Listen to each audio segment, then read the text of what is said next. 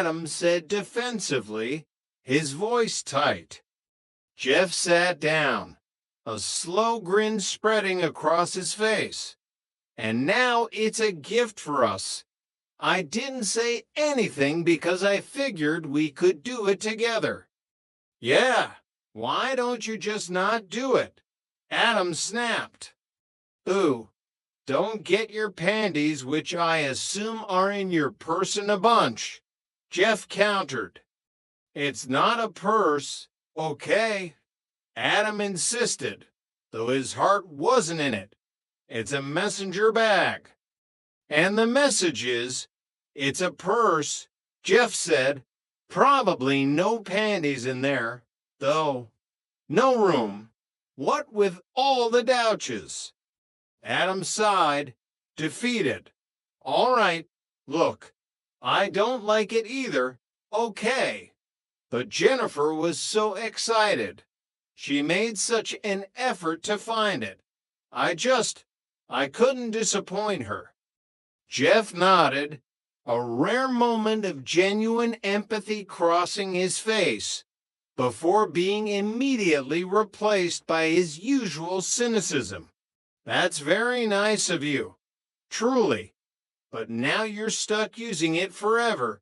Yep, all the way through menopause. Just then, Russell Dunbar slid into the booth. Russell was the group's resident bachelor, a man whose wealth was only matched by his shallow approach to human interaction.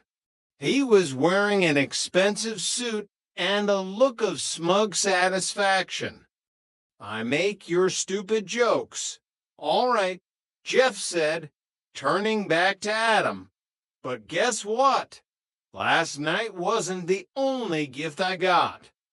Russell leaned in, his ears perking up at the mention of gifts. Ooh, I'm listening. All right, Jeff began. So I'm taking a shower. Jennifer, Audrey decides to join me. Rub-a-dub-dub. I'm getting it in the tub. Not bad, Russell said dismissively. But check this out. Yesterday, I cut through the park. I see some chick playing the guitar.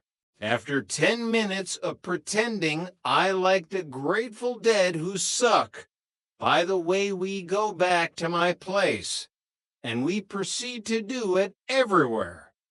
Everywhere? Adam asked, leaning away from his purse.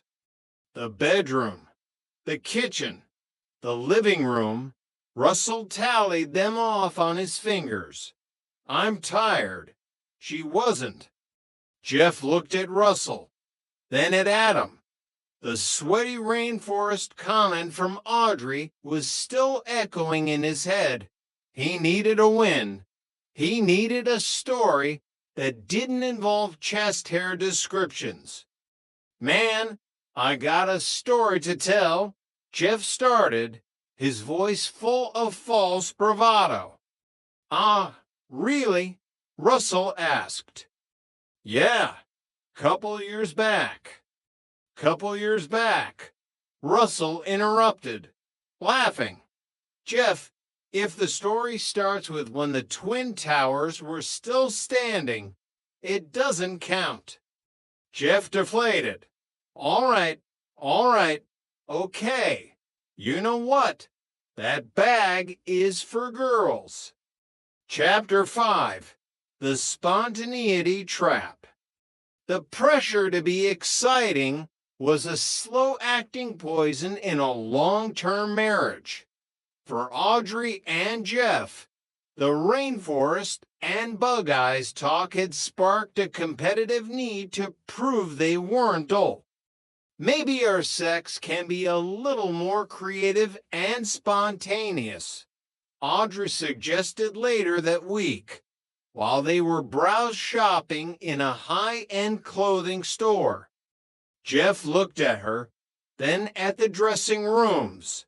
Starting now. I'm here with my grandmother, a woman passing by muttered, glaring at them. Shush, Jeff whispered to her, "They're about to do it." Audrey pulled him toward the back of the store. Okay. Look, you want spontaneous. Let's go get a room at the Windsor Suites right now. Jeff paused. His brain, always the accountant of pleasure and pain, began to calculate. All right, look, if I'm paying for a 4-star hotel, I expect 4-star sex. Oh, I think actually it's a 5-star hotel, Audrey teased.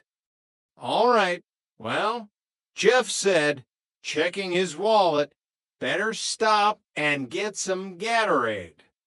An hour later, they were checking into a suite that cost more than Jeff's first car. The room was magnificent. Plush carpets, a view of the park, and a mini bar that charged $9 for a bag of cashews. Nice room, Jeff noted, dropping his keys on the dresser. Not for long, Audrey purred, leaning against the doorframe. We are going to wreck this place with some crazy sex. Jeff felt a surge of adrenaline. This was it. The old school Jeff was back. He looked at Audrey, who looked radiant in the hotel's soft lighting. "Hey, big boy," she said, "why don't you call room service and have them bring us some champagne and strawberries, and maybe a little whipped cream?" Jeff reached for the phone, but his eyes caught something on the dresser, a small, laminated card. "You look so hot," Jeff said, his voice trailing off as he read the card. "I'm almost not thinking about the delivery surcharge or the mandatory 18% gratuity. Almost." Audrey sighed, her romantic fog lifting slightly. "Jeff, I got to tell you," Jeff continued, his eyes lighting up as he turned the card over. "Oh, look at this. Happy hour in the hospitality suite. Complimentary wine and cheese. Hot hors d'oeuvres. Sushi." Audrey closed her eyes. "Jeff, we are here for nasty sex. Remember." "Oh, we're doing that."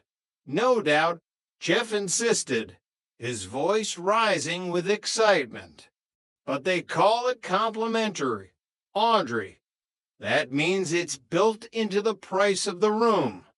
Technically, we lose money if we don't go. And it ends at 6 o'clock. It's 5:45 right now.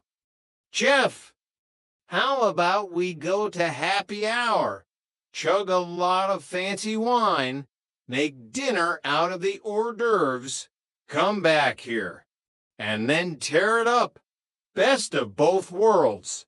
It's fiscal responsibility meeting primal desire." Audrey looked at the bed. Then she looked at her husband's face, which held the same expression of joy usually reserved for a Super Bowl victory.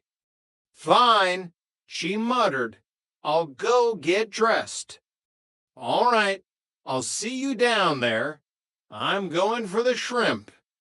Chapter 6. The Hospitality Hangover. 3 hours later, the primal desire had been replaced by a sushi-induced coma. "I don't think it's possible to drink more wine in that short a time than we just did," Audrey groaned, sprawling across the king-size bed.